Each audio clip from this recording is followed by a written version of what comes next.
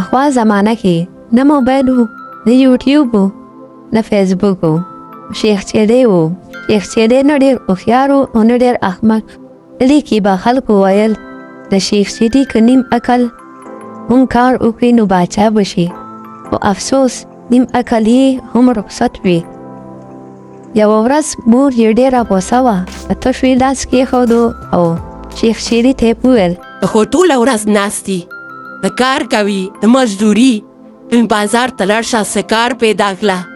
شیخ چیدي زر وویل مورې اندېښنه مه کوه، زه نن داسې کار کوم چې سبا به موږ شتمن شو. مور حیرانه شوه. څنګه بچې؟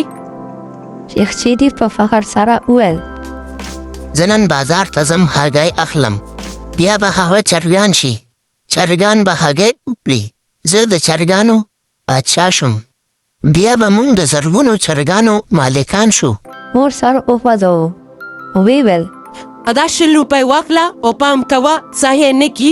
شیخ چیدي 100 روپۍ واخیستې، بازار ته روان شو. په لار کې یې فکر کوو. هغه لا بازار ته نه و رسېدلی چې په خیال کې یې ځان ته محل جوړ کړو. شیخ چیدي په زړه کې ویل کله چې زه شتمن شم زه به سپین اس ولرم، ادیمان به ماته پکې وخي او خلک به وایي باچا صاحب راغی. نو په خیال کې لاس وخوځاوه لکه باچا.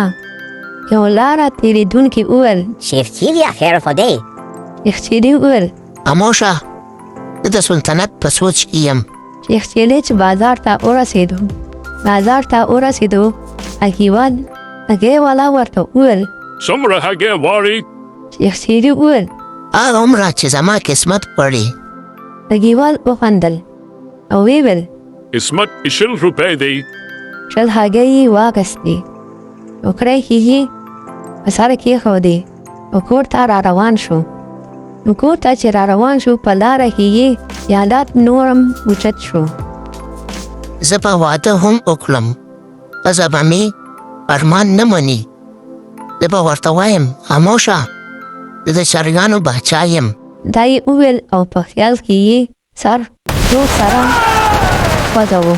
نو هغه سر په زورو سره یې ټوکرۍ لږه شوه او شرپ ټولې هګۍ په ځمکه پرېوتې، ځینې ماتې، ځینې چپې او ځینې داسې لکه شیخ چیدي پرې ناست وي.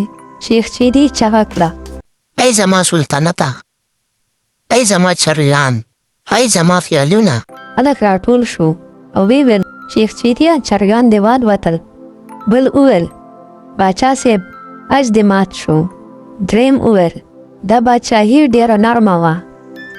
ټولو وخندل. په دې کې شیخ چیدي هم لږ وخندل او بیا په ژړا شو. کور ته لاړو.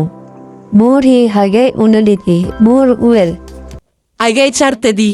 شیخ چیدي وویل مورې چرګان مخکې له وخته باچا شول. مور وخندل او ویې ویل زویم اول قدم او بیا خیال، همدغسې په خیالونو کې ګرځي، همدغه به دې حل وي. هغې ورځې نه وروستو شیخ چیدي خیالونه کول او ورسره به لږ کار هم کولو. او خلک تر ننه پورې وایي د شیخ چیدي پر خوبونه مه وینئ، هګۍ مخکې مه ماتوئ. نو خوږو کتونکو بې له محنته لوی خوبونه مه جوړوئ. خیال ښه دی خو عمل ورسره ضرور دی.